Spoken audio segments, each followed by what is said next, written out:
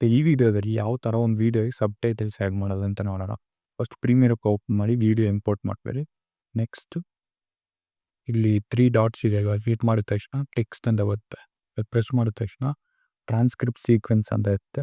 ಅದು ಕ್ಲಿಕ್ ಮಾಡಿದ ತಕ್ಷಣ ಇದು ಕೇಳುತ್ತೆ ಯಾವ ಟ್ರ್ಯಾಕ್ ಅಂತ. ನಾನು ಮಿಕ್ಸ್ ಕೊಟ್ಟಿದ್ದೀನಿ, ಕೊಟ್ಬಿಟ್ಟು ಟ್ರಾನ್ಸ್ಕ್ರಿಪ್ಟ್ ಕೊಟ್ಟರೆ ಒಂದು ಸ್ವಲ್ಪ ಟೈಮ್ ತಗೊಳುತ್ತೆ.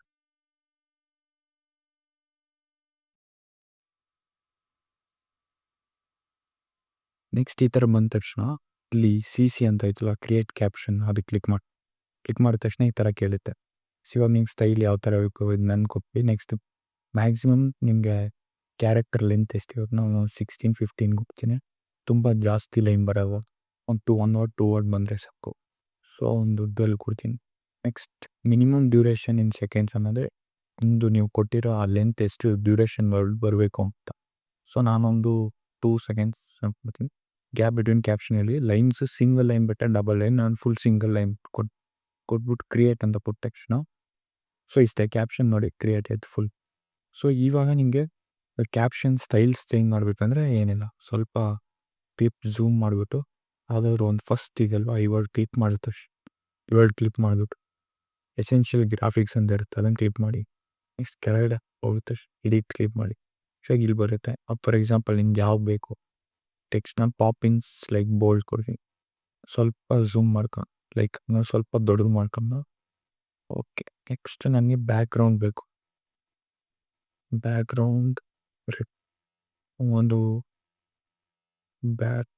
Blackish background, but full black ಬೇಡ, ಸ್ವಲ್ಪ ಡ್ರೆಸ್ ಬ್ಲ್ಯಾಕ್ ಇದೆ ಅಂತ 8 ವೈಟ್ ಆ್ಯಂಡ್ ಫಿಲ್ ಬಂದು ನಾನು ಬ್ಲ್ಯಾಕ್ ವೈಟ್.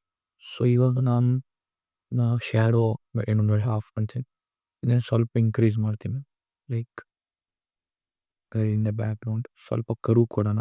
ಇನ್ನು ಯಾವ ಸ್ಟೈಲ್ ಬೇಕು ಲೈಕ್ ಸೈಜು ಆಗ್ಬೋದು ಮತ್ತು ಫಾಂಟ್ ಲೈಕ್ ಸ್ಟೈಲ್ಸ್ ಎಲ್ಲ ಚೇಂಜ್ ಮಾಡಿಬಿಟ್ಟು ಇಲ್ಲಿ ಮೇಲ್ಗಡೆ ಇದೆ ನೋಡಿ ಲೈಕ್ ಕ್ರಿಯೇಟ್ ಸ್ಟೈಲ್ ಅಂತ, ಅಲ್ಲಿ ಕ್ಲಿಕ್ ಮಾಡಿಬಿಟ್ಟು ನಾನೊಂದು ಸ್ಟೈಲ್ ಕೊಡ್ತೀನಿ. ಲೈಕ್ ಏನು ಕೊಡೋದು, ಸುಮ್ಮನೆ ಡೆಮೋ ಅಂತ ಕೊಟ್ಬಿಟ್ಟು ಲೈಕ್ ಈ ಸ್ಟೈಲ್ ಕ್ರಿಯೇಟ್ ಮಾಡಿಬಿಟ್ರೆ ಸಾಕು. ಲೈಕ್ ನೆಕ್ಸ್ಟ್ ಮುಂದೆ ಯಾವ ಕ್ಯಾಪ್ಷನ್ ಇರುತ್ತೆ ಲೈಕ್ ಅದಕ್ಕೆಲ್ಲದಕ್ಕೂ ಈ ಸ್ಟೈಲ್ ಅಪ್ಲೈ ಆಗ್ಬಿಟ್ಟಿರುತ್ತೆ.